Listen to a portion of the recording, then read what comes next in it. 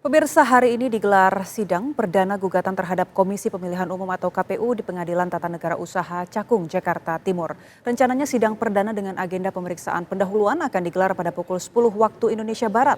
2 April lalu, PDI Perjuangan menggugat KPU RI ke PT UN atas dugaan perbuatan melanggar hukum oleh kekuasaan pemerintahan dalam Pilpres 2024. Pihak PDIP akan menyampaikan pokok-pokok yang membuktikan komisioner KPU melanggar hukum.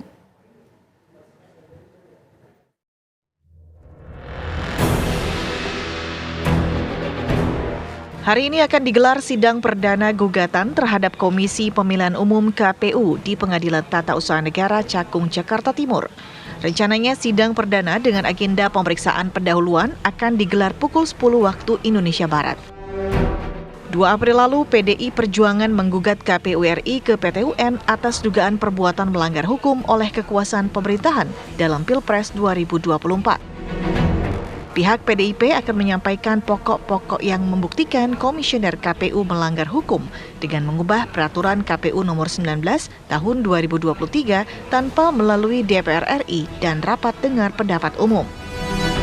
Menurut PDIP, penetapan Gibran Rakabuming Raka sebagai calon wakil presiden bermasalah. Selain itu, putusan Dewan Kehormatan Penyelenggara Pemilu DKPP dianggap membuktikan jika KPU bukan hanya melanggar etika, namun juga melanggar hukum. Sementara itu, pihak KPU menyatakan telah menyiapkan jawaban untuk menghadapi sidang perdana gugatan PDIP pada PT UN. Tim TV One mengabarkan. Dan pemirsa, untuk membahas lebih lanjut mengenai gugatan yang dilayangkan PDIP terhadap KPU RI di PT UN hari ini, kami akan ajak Anda untuk bergabung dengan ahli hukum tata negara Margarito Kamis. Baik, selamat pagi Pak Margarito, sehat Pak? Pagi, sehat. Di Ternate udah siang. Oke, baik. Pak Margarito, ini yang mau kami bahas ya, jadi pertanyaan publik juga. Putusan MK ini sudah keluar, sudah final dan mengikat, bahkan penetapan presiden terpilih juga sudah dilakukan. Nah, PDIP ini mengklaim bahwa memiliki bukti mengenai pelanggaran yang dilakukan oleh KPU. Apapun nanti buktinya dan juga putusan PT UN, apakah itu akan mempengaruhi hasil Pilpres kemarin, Pak? Tidak. Sama sekali tidak. Secara hukum ya, sama sekali tidak. Putusan Mahkamah Konstitusi itu kalau mau dikoreksi, ya dikoreksi dengan putusan Mahkamah Konstitusi juga. Tidak dengan putusan peradilan lain di luar Mahkamah Konstitusi. Baik. Jadi dari segi hukum tidak ada efeknya sama sekali terhadap putusan Mahkamah Konstitusi dan tidak ada efek atau tidak ada akibat sama sekali terhadap penetapan KPU terhadap pasangan calon presiden dan wakil presiden Pak Prabowo dan Pak Gibran sebagai presiden dan wakil presiden terpilih. Baik, ini artinya kalaupun memang nanti hasil putusan dari PT UN mengabulkan gugatan dari PDIP, apakah itu artinya hasilnya hanya akan mendelegitimasi KPU sebagai instansi? Begini, dari segi hukum, delegitimasi itu bukan isu hukum. Delegitimasi itu isu politik. Sekurang-kurangnya isu sosiologis gitu ya. Bagi orang hukum yang ada hanya legalitas. Dan kalau legal, ya legalnya sudah selesai. Soal legitimasi itu bukan isu hukum. Itu satu. Yang kedua, sebagai orang tata negara, saya tidak melihat kemungkinan sekecil apapun yang bisa diambil, katakanlah gugatan ini dimenangkan oleh PDIP. Jujur, saya tidak melihat kemungkinan itu sekecil apapun kemungkinan itu. Baik, tapi kalau bicara soal tahapan ataupun urutan yang ditempuh oleh PDIP, Pak, ini kan sasarannya itu adalah membuktikan bahwa KPU memang melakukan pelanggaran dalam penetapan Gibran sebagai cawapres melalui PKPU yang diubah tanpa adanya proses di DPR. Nah, ini apakah ada langkah yang salah? Bukankah seharusnya setelah ada sidang di DKPP, kemudian dilakukan gugatan di PT UN, kenapa baru setelah putusan MK? Nah itu dia, tapi begini Mbak, semua yang dipersoalkan sekarang ini di PT UN, itu juga yang dipersoalkan di Mahkamah Konstitusi, sudah diperiksa di Mahkamah Konstitusi dan diputus di Mahkamah Konstitusi. Satu, isu-isu yang diperdebatkan atau dibawa ke PT UN sekarang ini, terus terang dari segi hukum pemilu, hukum konstitusi kita, itu sepenuhnya kompetensi dari Mahkamah Konstitusi, kompetensi absolut Mahkamah Konstitusi. Oleh karena itu merupakan kompetensi absolut Mahkamah Konstitusi, maka isu itu tidak bisa diperiksa di PT UN. Anda senang atau tidak, begitu hukumnya. Baik, lalu mengapa PT UN masih tetap menerima pengajuan gugatan ini, Pak? Ya, karena Mahkamah PT UN peradilan itu, prinsip peradilan kita itu mereka tidak boleh menolak sebuah perkara dengan alasan tidak ada hukumnya atau ini sudah pernah diperiksa dan seterusnya begitu ya. Memang sistem kita mengatur seperti itu, peradilan tidak boleh menolak sebuah perkara dengan alasan karena tidak ada hukumnya atau hukumnya sudah diputus dan seterusnya.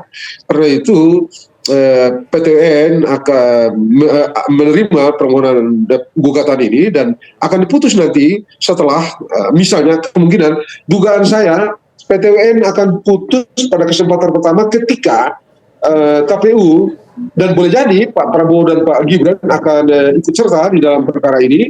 Dan misalnya kalau Pak Prabowo dan Pak Gibran akan ikut serta, intervensi namanya di dalam perkara ini, maka dan mereka akan melakukan eksepsi terhadap kewenangan PT UN memeriksa perkara ini, dan pada saat itulah PT UN mengambil keputusan memutuskan perkara ini. Jadi sangat boleh jadi perkara ini tidak akan pergi sampai ke pemeriksaan materinya gitu.